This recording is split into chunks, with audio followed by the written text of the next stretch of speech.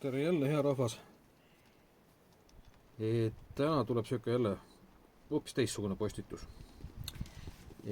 Kuna siin eile õhtul istusin ja tegin ühe fotonatüürmordi, siis päris mitu inimest küsisid minu käest, et mis huvitav lamp mul on. Et räägi sellest lähemalt. Et võiks ju kirjutada pikalt-laialt, aga kuna see kanal hakkama saamine, siin ma tahan ka käsitleda natukene erinevat varustust, mis aitab siis inimesel nii-öelda looduses, lihtsalt nii-öelda kämpimise ajal, matkamise ajal või kui mingi kriisiolukord on, et varustus, mis nii-öelda aitab meil paremini hakkama saada.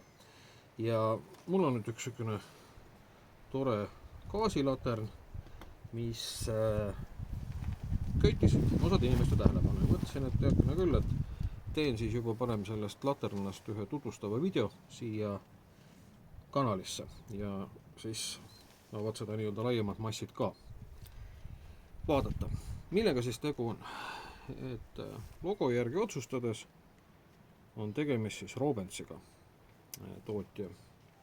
Et praegu mul ei ole küll prille käest üle vaadata, vaata, leidsin prillid, kas ma räägin tõtt.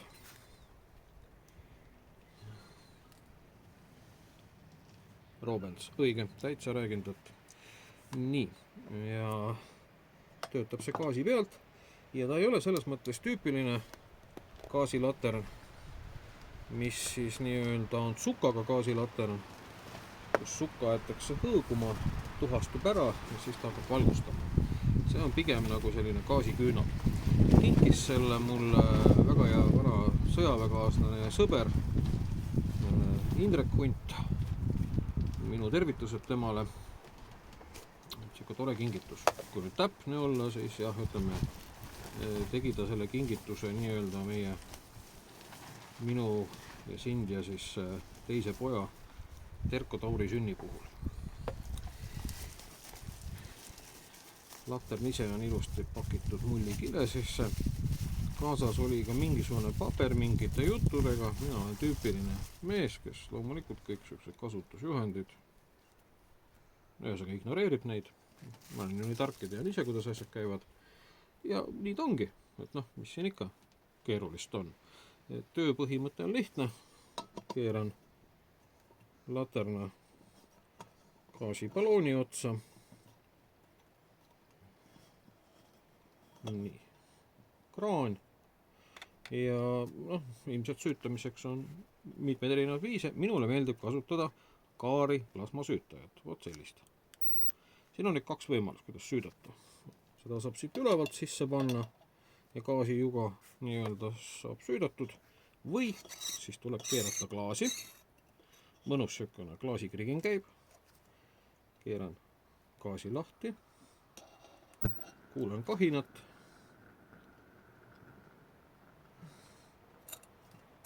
Süütan.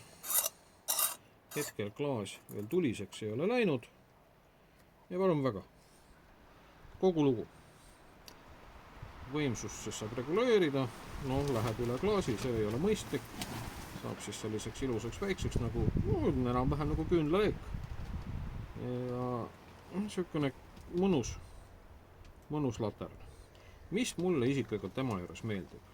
Mulle meeldibki see tema selline ehe naturaalne valgus. Et kõik need kaasaegsed LED-idega laternad, akudega ja patareidega, nad on efektiivsed ja nii edasi, nad ongi kindlasti efektiivsemad valguse mõttes kui see. Aga mulle meeldib see valgus, mida ta annab.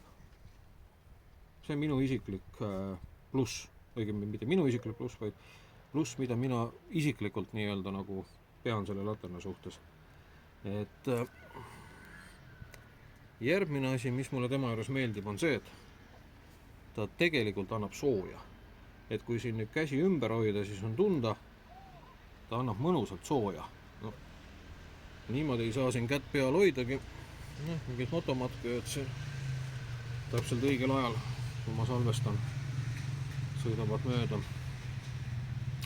Et mina näen tema ühte suurt plussi täpselt selles, et kui ma olen mingis pisikeses ruumis ja madal temperatuur ümberringi, aga ma suudan näiteks tagada ikkagi mingisuguse hapniku ligipääsu, noh näiteks mul on tunneltelk kas või, millel on mingi eesruum, et ma panen selle sinna põlema ja mul on nii-öelda varasem kogemus olemas sellise nii-öelda Primuse toodetud siis sukaga laternaga, et see andis väga head soojakiirgust, üsna arvestatavad ja küttis telgi ikkagi seest nagu külma ilmaga päris soojaks. Et noh, 2 plussi minu silmis on see, et mulle meeldib see valguse värv, see valgus, mis temast tuleb ja see on siuke naturaalne ja romantiline ja teine asi on see, et ta tõesti kütab päris hästi. Et 2 plussi, et siukene vahva latern siis ühe sõnaga. Aga ma näitan kohe ära ka, kuidas teda siis saab siit ülevalt poolt söödata. Hopsti. Et pikema tikuga ilmselt on see võimalik, mis on nüüd nagu grillitikud. Aga jah, mina soovitan. Sellest riistapuust ma teen kunagi veel eraldi video, et mul on 2 asja, mida ma fännan tule süütamiseks, on tuleraud ja plasmasüütaja. Plasmasüütajad on päris palju erinevaid, aga sellest juba kunagi nii-öelda ühesõnaga tulevikus. Aga siis siukene latern ta on, minule ta väga meeldib. Ütleme, kui ma tahaks nüüd olla kriitiline välja mõelda miinuseid, on oht, et klaas võib puruneda. Kui nüüd klaas puruneb, siis tegelikult ütleme, teda kasutada saab ikkagi, lihtsalt siis ei saa tuule käes kasutada. Kui ma kasutan teda telgi eeskojas või näiteks mingi tubastes tingimustes, siis tegelikult seda klaasi vaja otseselt ei olegi. Küünlad põlevad ka ju lahtise leegiga ja annab valgust ja soojust samat moodi. Et siukene tore. Kui palju ta nüüd kütust võtab? Minu arust ta ei võta ka õieti kütust. Et ma seda ballooni loksutan, no ma julgen väita, et sellest balloonist on võib-olla ära põlenud paarkümmend protsenti gaasi ja see lamp on mul siin ikka iga õhtu põlenud, et ma ei oskagi öelda, ma ei oska isegi praegu mitte spekuleerida, mitu töötundi ta nii-öelda järjest võiks põleda, aga ma arvan, et kui õhtul panna põlema siis ja hommikul ära kustutada, siis ilmselt väga võimalik, et täitsa mitu ööd on see võimalik, et saab teda kasutada. Et minul isiklikult paistab ta üsna gaasisäästlik. Mulle see later meeldib. Kust teda müüakse? Ei tea. Minule kingiti. Aga ma usun, et interneedus ja kõikvõimas Google aitavad teil ta üles leida. Ja mõnus siukene soliidne pakend on, plastik kerge, aga tundub siukene, kui ma pigistan, tugev. Et kui mullikile sees on ka see klaasi osa, siis ma võtan ette, et siin laua peal maha kukkudes ei tohiks taga mitte midagi juhtuda kindlasti, et võib-olla isegi kõrgemalt, et peaks olema klaasile piisavalt turvaline futlar. Rohkem ei oskagi midagi, et selles mõttes see video saab nüüd kohe varsti üles laetud ja kui keegi tahab midagi täpsustada, mis iganes, kommentaariumisse küsimus ja teie abiga ma siis seda kanalit kujundangi edasi teie küsimuste ja ettepanekute põhjalt. Aga seniks siis, kui enne mine, siis järgmine kord.